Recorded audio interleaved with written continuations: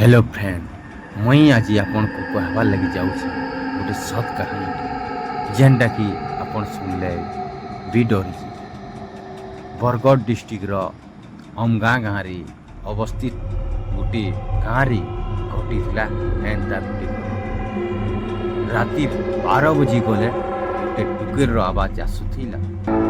गाँ लोके आखे पाखे जे शुनिछन से मानकर मुहर मुई भी शुनिछि। और ई घटना और जेन बरगज देखुछन सेटा हाराहरी 100 बरस हेलान बोली कहसन लोक माने।